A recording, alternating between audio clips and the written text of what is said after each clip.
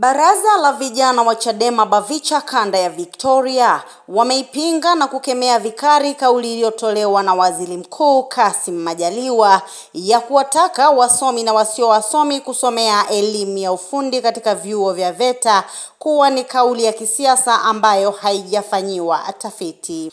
Akizungumza leo na waandishi wa habari, mwenyekiti wa Bavicha kanda ya Victoria, Fred Michael Masele, amesema kauli hiyo inatoa majibu ya haraka yasiyozingatia kwa kina hali halisi ya uchumi wa nchi, uwezo wa viwanda, mahitaji ya soko la ajira na mustakabali wa maendeleo ya taifa kwa ujumla. Mbele yenu naitwa Fred Michael Masele, ni mwenyekiti wa baraza la vijana Bavicha kanda ya Victoria yenye mikoa ya Mwanza, Geita na Kagera. Awali ya yote nawakaribisha katika ofisi zetu za kanda hapa Nyegezi, Mwanza. Nimelazimika kuwaita leo kwa ajili ya kuzungumza jambo kubwa la muhimu na mahususi ambalo linagusa jamii ya vijana wa Kitanzania, lakini jamii ya vijana wa kanda ya Victoria, nikitambua kwamba kanda ya Victoria ndio miongoni mwa kanda inayoongoza kwa wingi wa watu katika nchi yetu. Sasa kabla sijajikita kwenye hoja na kusudi la siku ya leo la press hii, ningetamani nitoe utangulizi tu. Mnakumbuka mwezi mmoja uliopita, kwa maana tarehe 14 mwezi wa pili, katibu wetu wa baraza la vijana mkoa wa Mwanza alipotea na mpaka sasa haijulikani ni wapi alipo. Na mnakumbuka kwamba tuliendelea kufanya ufuatiliaji lakini pia tuliendelea kufuatilia upelelezi wa jeshi la polisi wamefikia hatua gani dhidi ya kijana mwenzetu kwenye utafutaji wa kuhakikisha kwamba anapatikana. Ijumaa ya wiki hii nilikwenda pia kwa RPC wa mkoa wa Mwanza kwa ajili ya kufuatilia kujua wamefikia hatua gani, na waliniambia kwamba bado wanaendelea na upelelezi na wana vijana wao ambao wamewatuma kule Kilimanjaro, ambao wale ni wataalamu wa masuala ya cyber ambao wanafuatilia kwa njia ya kimtandao. Na akanihakikishia kwamba hata baadhi ya maoni yetu ambayo tuliyatoa siku ile kwa mkuu wa mkoa bado wameendelea kuyachukua ili kuyafanyia kazi. Na nakaribisha watu wote ambao wanaishi Misungwi, ambao wanaweza wakawa na mashaka yoyote juu ya namna kijana mwenzetu alipotekwa, wako tayari kupokea ushauri, wako tayari kupokea ushahidi wa aina yoyote na kufanyia kazi. Na akaniahidi kwamba hawatapuuzia aina yoyote ile ya ushahidi, kwa sababu hili ni jambo la public. Na mwisho kabisa waliniambia kwamba wamefungua jalada la kiuchunguzi dhidi ya upotevu wa kijana mwenzetu Amani Mohamed Manengero. Kwa hiyo siku si nyingi tutakuja kuzungumza na nyinyi sasa, tukifafanua kwa undani zaidi wamefikia hatua gani, kadri ambavyo tumeendelea kuwapa ushirikiano kwa ajili ya kuhakikisha kwamba wanafuatilia jambo hili na kijana mwenzetu anaweza kupatikana. Sawa sawa ndugu zangu. Mtakumbuka wiki iliyopita Mheshimiwa Waziri Mkuu Mheshimiwa Kassim Majaliwa alikuwa mkoani Tabora. Alitoa kauli ambayo imeibua mjadala mkubwa katika jamii yetu na hasa kwa vijana wa Kitanzania ambao ni wasomi. Sasa kauli ya Mheshimiwa Waziri Mkuu kuwataka wasomi na wasio wasomi kuelekea kusomea elimu ya ufundi katika vyuo vya VETA ni kauli ya kisiasa ambayo kwa bahati mbaya haijafanyiwa tafakuri pana ya kiutafiti.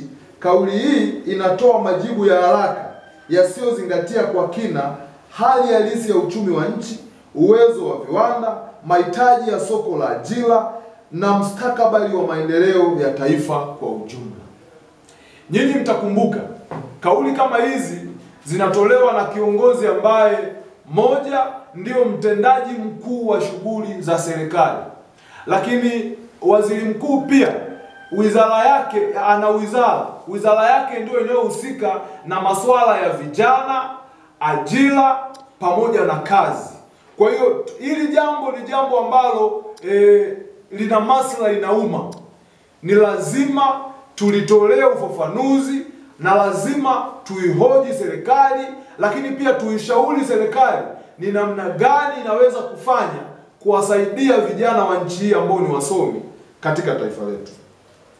Kwa kuzingatia hali halisi ya Tanzania, tunapaswa kuangalia kwa kina athari za mwelekeo huu wa jinsi ambavyo msisitizo wa aina hii bila mkakati mpana unaweza kuathiri sekta mbalimbali, mfano kutoka nchi za Afrika, Ulaya na Marekani, inaweza kusaidia kuangazia athari chanya na asi za mfumo huu.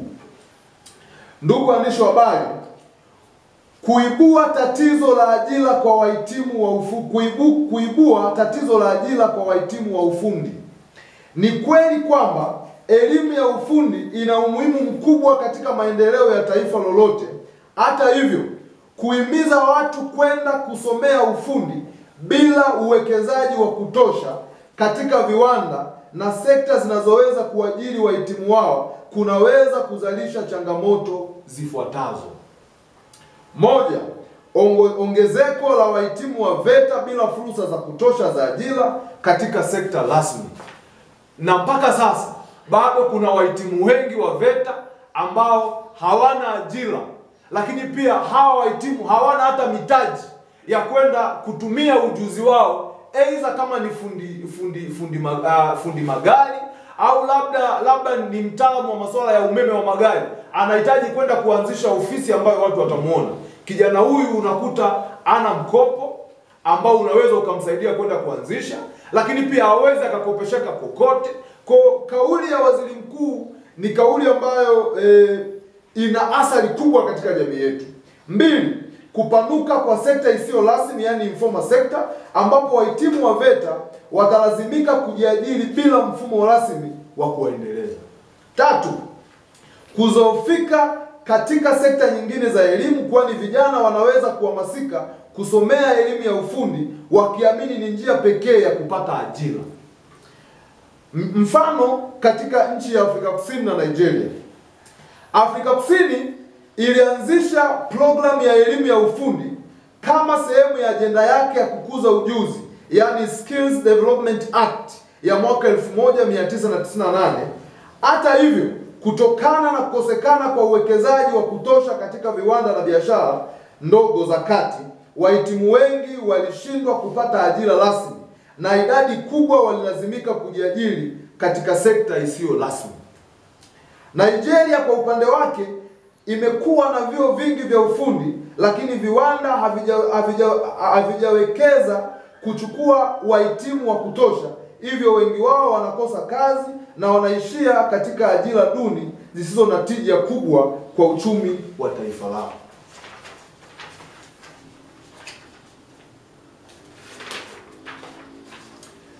Na mfano nchi kama Ujerumani.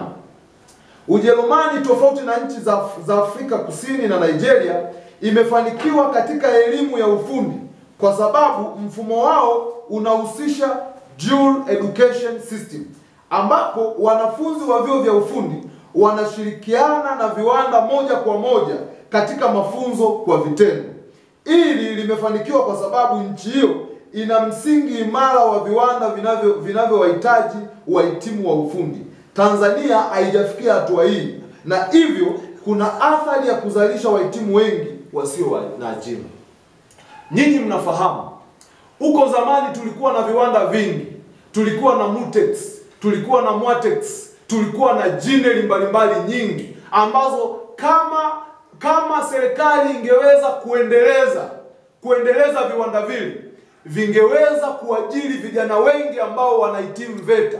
Lakini vile viwanda vimekufa.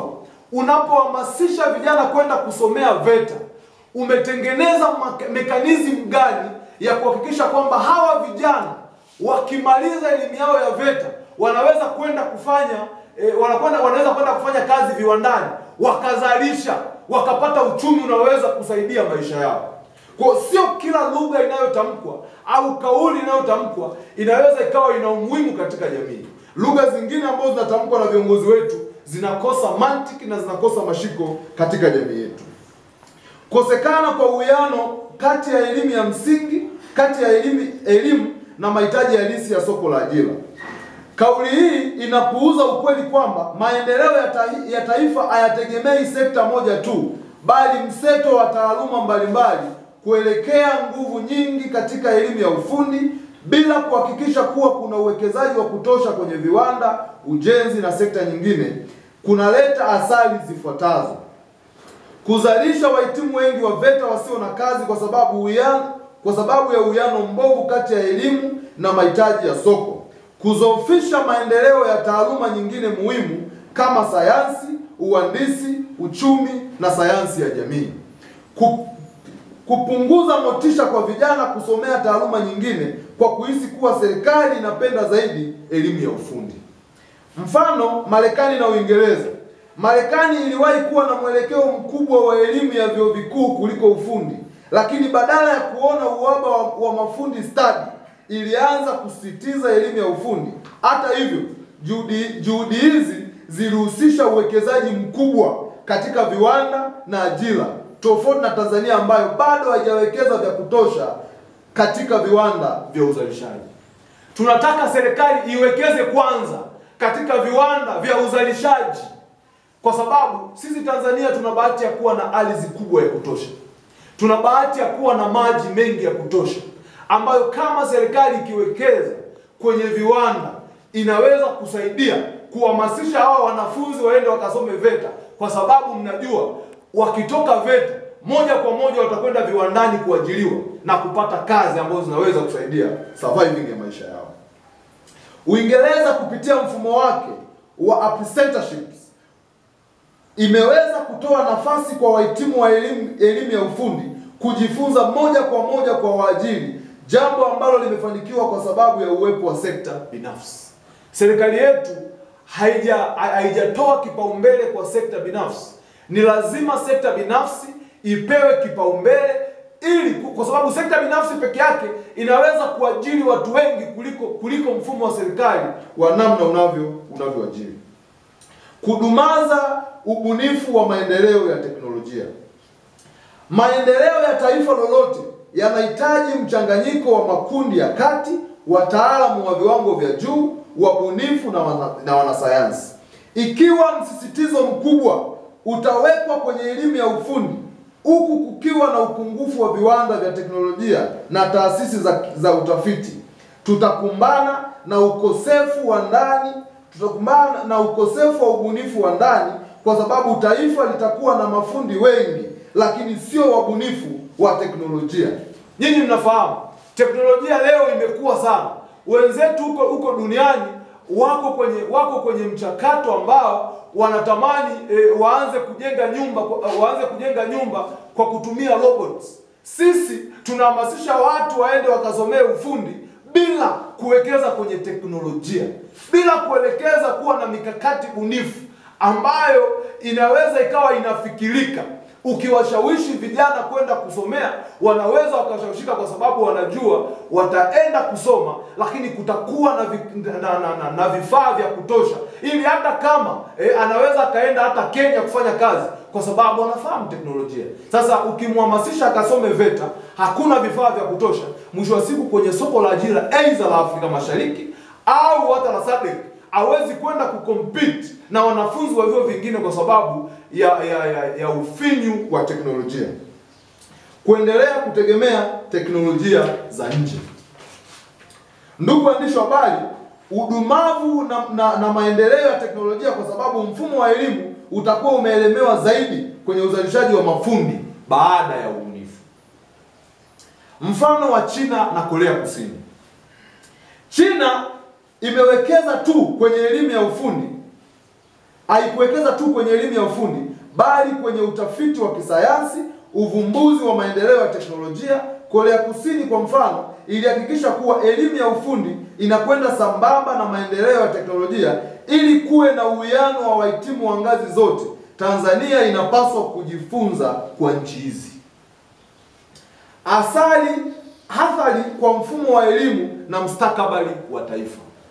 Ndugu waandishi wa habari, ikiwa kauli hii itachukuliwa kama mwongozo wa kitaifa bila mpango mzuri wa utekelezaji, inaweza kuathiri mustakabali wa sekta ya elimu na ajira kwa ujumla kwa njia zifuatazo. Moja, kuzoofisha mfumo wa elimu kwa kuhamasisha wanafunzi kuachana na taaluma nyingine muhimu. Mbili, kuzalisha kizazi cha wahitimu wa VETA wasiokuwa na ajira. Kuhamasisha elimu ya ufundi kwa njia isiyo na mpango wa maendeleo, hali inayoweza kuathiri sekta zingine kama afya, uhandisi, sayansi, mazingira na teknolojia. Mfano wa namna nchi ambazo zimeendelea kama Finland na Sweden. Finland na Sweden ziliwekeza mfumo wa elimu wenye uwiano kati ya elimu ya vyuo vikuu na elimu ya ufundi. Yaani wahitimu wa ufundi walihusishwa moja kwa moja na kampuni kubwa, huku wahandisi, madaktari na wanasayansi wakiendelea kusomea taaluma zao bila kuathiri maendeleo ya nchi. Tunahitaji serikali iwekeze kwenye makampuni, aidha kwa kutumia sekta binafsi, iwekeze kwenye viwanda, aidha kwa kutumia sekta binafsi, ili hawa wahitimu wa VETA wanaohitimu waweze kuwa connected moja kwa moja kwenye makampuni, moja kwa moja kwenye viwanda, ili tunapopima uzalishaji wa nchi yetu tuwe na uwezo sio tu wa kuimport kwa maana ya kununua bidhaa kutoka nje, tuwe na uwezo wa kuexport, kwa sababu tutakuwa na uzalishaji wa kutosha na tutatengeneza ajira nyingi kwa vijana wetu wa Kitanzania. Hitimisho, ndugu zangu waandishi wa habari, serikali inapaswa kufanya tafakuri pana. Serikali inapaswa kufanya tafakuri pana. Elimu ya ufundi ina nafasi yake katika maendeleo ya nchi, lakini haiwezi kuwa suluhisho pekee la tatizo la ajira na maendeleo ya uchumi. Badala ya kutoa kauli za haraka zisizozingatia tafiti za kina, serikali inapaswa kufanya yafuatayo. Huu ni ushauri wetu kwa serikali, ni ushauri kwa waziri mkuu ambaye wizara yake yeye kama waziri mkuu ndio inahusika na masuala ya ajira, vijana pamoja na kazi. Jambo la kwanza, kuwekeza katika sekta ya viwanda na uzalishaji kabla ya kuhamasisha watu kwenda kusomea ufundi.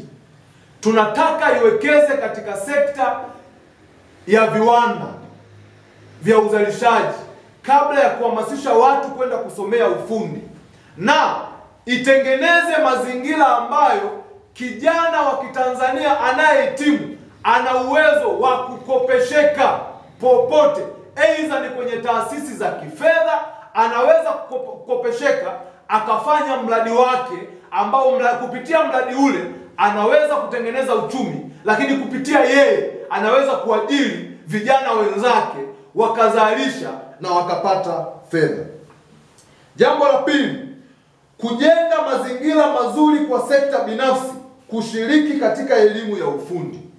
Kutengeneza mazingira ambayo yatakuwa connected kwa sekta binafsi kushiriki katika ufundi, elimu ya ufundi iwekewe msitizo kupitia sekta binafsi moja kwa moja.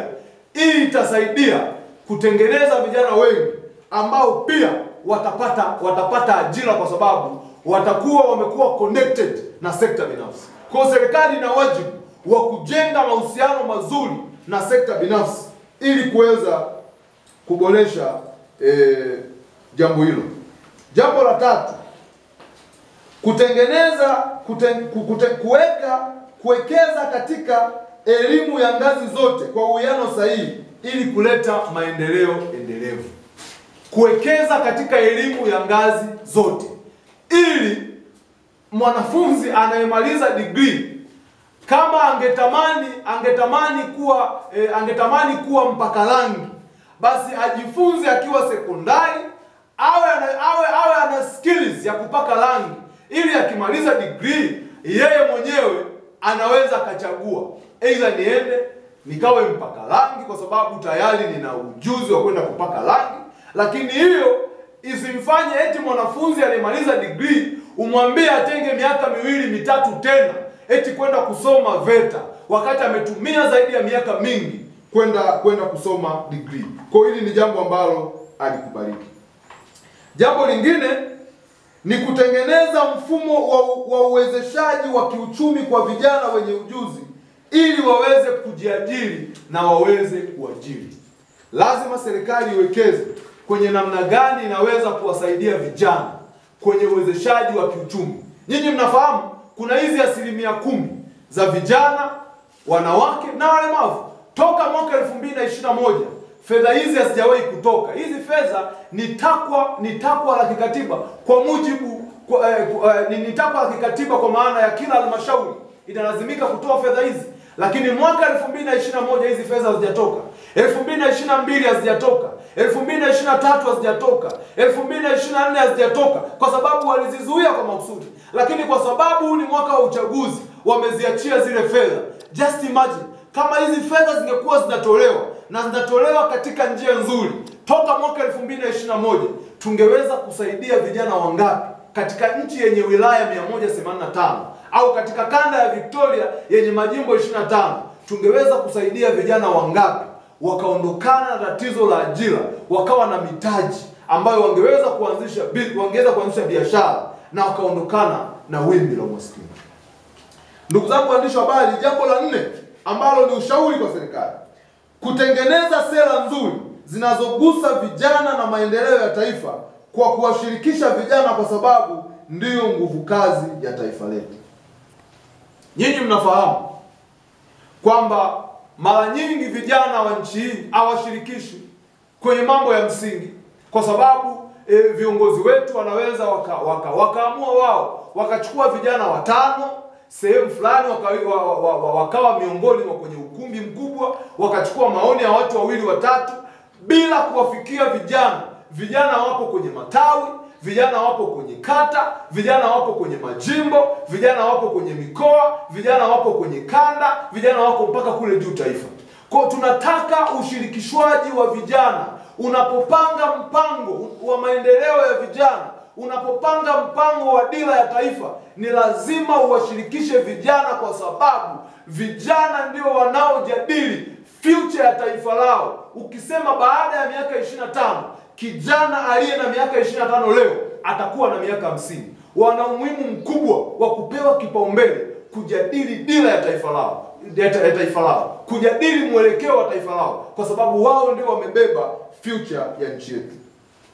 Jambo la 5 ni wakati sahihi wa nchi yetu kuwa na baraza la vijana la taifa, ili waweze kukaa kutatua masuala yao na kupeleka mapendekezo kwa serikali kuyafanyia kazi. Mapendekezo ya vijana yaweze kufanyiwa ufumbuzi.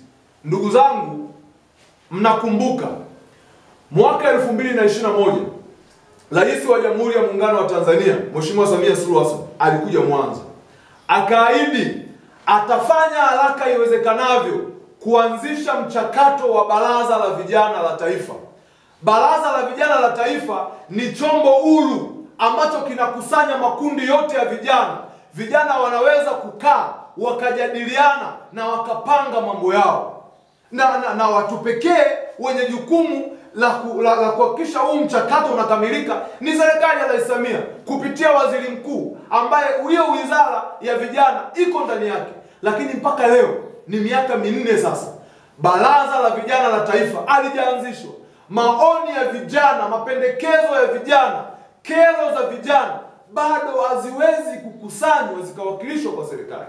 Tunaona hata wawakilishi wetu bado hawaendi kusemea masuala yanayogusa vijana.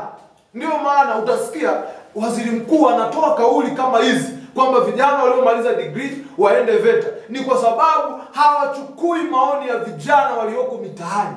Hawajui ni kwa kiasi gani vijana walioko mitaani wanataabika. Ni wakati sahihi wa kuhimiza serikali ya Rais Samia kuanzisha baraza la vijana la taifa, ili vijana wa nchi hii, bila kujali itikadi zetu za vyama, tuwe na uwezo wa kukutana, kupanga mambo mbalimbali na mipango mbalimbali, kupeleka serikali kama mapendekezo, ili vijana tuweze kujipangia mipango inayoweza kutekelezeka na inayoweza kujibu matatizo na kero zetu kama vijana. Kuna siku moja nilikuwa kwenye kipindi cha television, nikakutana na mjadala wa vijana wa nchi ya Uganda, Burundi, Kenya na Rwanda. Hawa vijana wanajadiliana kwa sababu nchi zao zinatambua uwepo wa mabaraza ya vijana ya taifa. Yaani vijana wakiwa na changamoto, maoni yao yanapelekwa moja kwa moja kwa serikali. Wanakusanya vijana wenyewe, wanapeleka kwa serikali, serikali inayafanyia kazi. Hapa kwetu leo, vijana wakiwa na changamoto watasemewa tu kupitia majukwaa ya vyama vya siasa kama tulivyowaita sasa. Lakini hakuna jukwaa maalum ambalo linaweza kukusanya maoni ya vijana na yakafanywa kazi. Kwa tunaitaka serikali ianzishe baraza la vijana la taifa ili vijana tukutane, tujadiliane, tupange masuala mbalimbali yanayohusu maisha yetu. Kama mnaona kuna watu wanaitwa NETO, wanaamua kuanzisha kikundi chao ambacho wanajadiliana hatima yao ya kupata kazi, kwa sababu hakuna platform maalum ambayo vijana wanaweza kuzungumza mambo yao. Ni wajibu wa serikali kufanya haya mambo. Ukifuatilia nchi yetu, vijana wako nyuma sana kwa sababu ya serikali haioni vipaumbele vya kuwasaidia vijana. Lazima serikali yetu iweze kutafsiri uchumi na maisha ya vijana, uchumi na maisha ya Watanzania. Tukiwa na serikali ambayo inaweza kutafsiri maisha ya Watanzania na uchumi wao, tunaweza kufika mbali kama taifa. Mwisho, huyu kijana anayemaliza VETA, anayeambiwa akasome VETA, akimaliza VETA, akitaka afungue kampuni au afungue kiwanda, inamhitaji process ya zaidi ya miezi 6 mpaka mwaka kuanzisha kiwanda. Ataambiwa aende SIDO, ataambiwa aende BRELA, ataambiwa aambatanishe transactions za milioni 10 na ngapi ili aweze kufungua kiwanda. Huyu ni kijana ambaye amemaliza tu chuo, hana fedha, hana mtaji, anataka kufungua kiwanda. Mpaka ataambiwa aende Dodoma, atazungushwa mpaka atakata tamaa kufungua kiwanda. Lakini nchi kama Rwanda, mtu anaweza kufungua kiwanda, anaweza kuapply na kuanzisha kiwanda chake kupitia smartphone yake mkononi. Nchi kama Kenya, kijana anaweza kuanzisha kiwanda kwa kuapply na kufuata procedure namna gani anaweza kuanzisha kiwanda. Na hata malipo kwenye uanzishaji wa kiwanda, nchi kama Kenya, nchi kama Rwanda, ni very easy. Ndani ya wiki moja mtu anaweza akaanzisha kiwanda, kwa sababu nchi ile zinaamini kwamba kukiwa na uzalishaji mkubwa katika nchi, tutaendelea kuexpand ukuaji wa uchumi wa nchi yetu. Kwa ni wakati wa serikali yetu kusikiliza mawazo mbadala hata kama hawayapendi. Hii ni Maisha Daily TV, nami ni Auntie Julie nikikuangazia habari kutoka kanda ya Victoria. Endelea kuwa nasi.